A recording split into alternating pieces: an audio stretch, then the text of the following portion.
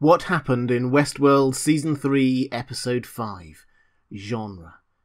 What did we learn about Sirach and Rehoboam, and which massive secret about Caleb was hinted at in the last few scenes? Hi everyone, this is Robert. Welcome to Deep Geek. I'm covering Westworld Season 3 in full, so if you want episode breakdowns, explanations, live discussions, and much more, please click the subscribe button in the bottom right of your screen and the bell icon. This episode, as is often the way with Westworld, shows us two sides of the fight for the future of humanity, separated by decades but shown side by side so we can see the similarities.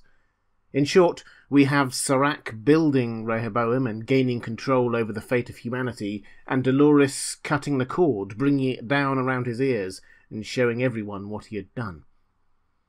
Let's start with Sirach. We get a whole lot more about Sirach's backstory here. Most of it we either knew about already or had guessed, but here it is all laid out. The thermonuclear incident at Paris when Sirach was a child was indeed the defining moment in his life, the moment that shaped his worldview. This is where he gets his very low view of humanity, as being a miserable den of thugs lurching from one disaster to the next. The twist we get here is to learn about Sirach's brother. It turns out that Sirach isn't actually the really clever one in the family. His brother is. His brother was the one who really designed Rehoboam and drove it forward, and yes, the idea from the start was to build a god, something that could manage human history and make sure things like Paris never ever happened again. The brothers were not lacking in ambition. Their biggest need was data, of course. It's one thing to build a supercomputer that has the ability to hypothesize possible futures. We have that now all over the place. It's quite another to do that on the basis of an understanding of every human on the planet. They went through iterations of builds: Saul, David, Solomon. These are the kings of the United Kingdom of Israel, according to the Bible. If Season 2 very much had an Exodus theme to it, this is very much echoing the idea of what happens in the Promised Land. But we can probably put away Bible study notes now, because that seems to be as far as the analogy goes. Jonathan Nolan has confirmed that this is really mostly a nod to a supercomputer called Shalmaneser in the excellent science fiction novel Stand on Zanzibar by John Brunner. Anyway, there appears to be two massive datasets on the human mind in this world. There's the data that Delos illegally gathered on people visiting the park. Remember, they were reading everyone's brain patterns through their hats. Sirach found out about that later and tried slowly, surreptitiously to buy the company. But Rehoboam's starting data came from the company Insight, who had all the data on people from before the data collection laws came in.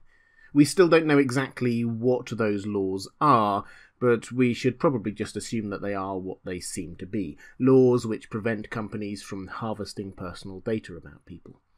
And Insight is, or was, Liam Dempsey Sr. The brothers persuaded him to invest so they could use the data, and they went through various iterations of the build, starting by mapping out past events, then relatively self-contained variables like the stock market, before finally taking on managing the whole world and mapping out the future. As Rehoboam became more powerful, and used more around the world, the balance of power shifted, and Liam Dempsey Sr. became just the face, a very rich face of the whole thing. Sirach and his brother were happy to hide in the background. Dempsey started using Rehoboam to twist events to make him richer, so the brothers took away his right access, and when he started sniffing around a bit more, Sirach just killed him. After his death, Dempsey's son basically just stepped into his father's shoes. He had read access but not write access, was the public face of the company, filthy rich but basically just a front for it all. Easy work if you can get it. Anyway, the problem Rehoboam had, and still has, is that there are some people who are outliers, renegades, whose actions are unpredictable. They stop Rehoboam from running everything because Rehoboam doesn't know what they're going to do. Rehoboam's workaround was to get rid of them. There's talk of sending them to war zones, locking them up in facilities and editing them. There's a strong link here to Caleb, but we'll get onto that in a bit. The main point for Serac is that his brother was one of these outliers. Of course he is. He's a genius who dreamt up a way to run the whole world. Quite an outlier. So he had to be dealt with too, leaving Serac in charge. And that's where we picked things up at the start of the season. Serac was master of all he surveyed. Rehoboam was running the world. Liam Dempsey, his annoying investor, was now dead, and his less inquisitive son is now the public face of the company. We see him as powerful enough to get presidents of massive countries like Brazil to do as he says, and so on. But he knows that there is one weakness, an Achilles heel with all this. Outliers. People who do stuff you don't expect, who aren't controllable. So let's get to one of those people he can't control. Dolores. Thankfully, we had an answer straight away to one of the questions left over from last week's episode. Why did Dolores want to keep Liam Dempsey Jr. around? She'd discovered that he didn't have right access to Rehoboam. She'd taken all his money, which we had confirmation that it was to try and buy Delos, framing him in the process. So what did she still need him for? Well, the answer is access. The plan wasn't just to control Rehoboam, it was to free everyone from their cages, in her words. Rehoboam is built on everyone's personal data, so she was just going to release that to them, downloading it to their phones. Not only that, but the judgments and assessments made on everyone on the basis of that data. We saw this with Caleb a couple of episodes ago, how the system was limiting which jobs he could get without telling him, and even deciding when and how he would die. We see how everyone reacts to this.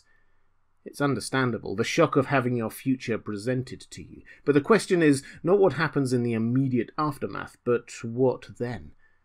We've seen a couple of shots from the pre-season trailers of what looks to be people rioting against Insight. Dolores and Caleb get on that plane and fly off at the end of the episode, leaving the world in chaos. We should note what's going on with Bernard here, too. We get lots of hints packed into not much screen time with him in this episode. Firstly, we get Connells talking about how he has always been of two minds, like there are two people in there, which makes sense of the clicker thing, which seems to switch in between personalities. And we get more hints that perhaps one of the Doloreses, probably Charlotte, will diverge away from Dolores Prime, if that's what we're going to call her. Bernard here says that living another person's life changes you, because the worlds bleed together. Then we get the reference to Bernard being the one we can't replace. Could this be a hint that he is the host carrying around the access to the sublime, the host heaven, or the Delos data? Perhaps. It was suggested earlier in the season that he was the host with the red-tinted brain pearl, which must make him special in some way. And then we get Connells showing him the Inner Journeys Recovery Re-Education Centre, which seems to be where William is now situated. So perhaps that's where Bernard is going next, or at least where Dolores wants him to go next. But let's get on to the emotional heart of the episode, that is Aaron Paul's portrayal of Caleb. For most of this episode, he, Dolores, Giggles, Ash and Liam Dempsey Jr. are basically on a long drawn-out chase scene. They know they are being hunted down by Serac, so they just keep on moving. It's not totally aimless. Dolores uses the arrival of some of Serac's men to get Dempsey's private access key so she can send the Rehoboam data to everyone, and they're ultimately heading for that plane at the end. But the soundtrack to all this, literally, is Caleb cycling through the genre drug that Dempsey injected him with in a misbegotten escape attempt. The drug genre seems to immerse you in a number of genres as you go about your life. It affects what he and we see, and the soundtracks we hear. It's like he's living through different movie genres.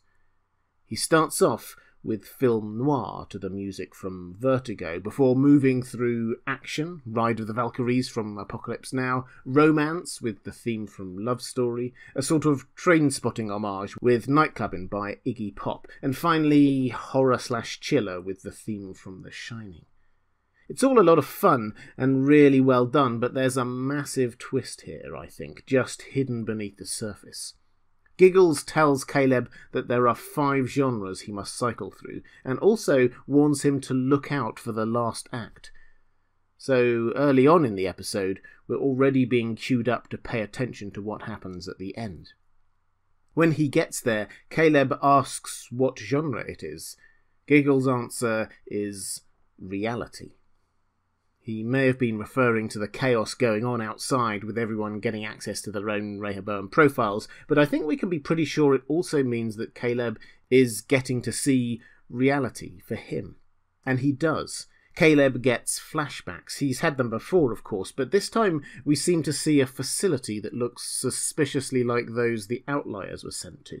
And we're reminded that Caleb apparently went to a war zone, which is what Serac said happens to the Outliers, and Dolores says that Dempsey was the person to send him there. Is Caleb one of the Outliers? Liam Dempsey looks at Caleb through his special glasses which tell him who he really is, and he almost looks scared of him, backing away, saying repeatedly, "Get away from me." He says stuff like, "You don't even know who you are," and "You're the worst of them." Who are they? When Caleb accuses Liam of killing his friend Francis, Liam responds incredulously, "You think I killed your friend?" His dying words were, "You did it."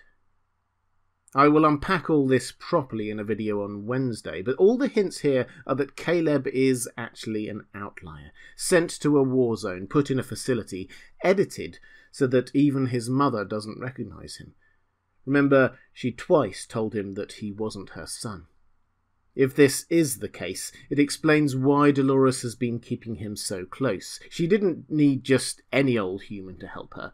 She needed Caleb in particular. He is the outlier, or one of the outliers, that can bring down Serac. Oh, and there's one other thing here. A throwaway line near the beginning that Rehoboam had found a connect between traffic coming out of the Yakuza facility, presumably the one we saw last week, encrypted devices in Jakarta, Berlin, San Francisco, and Los Angeles.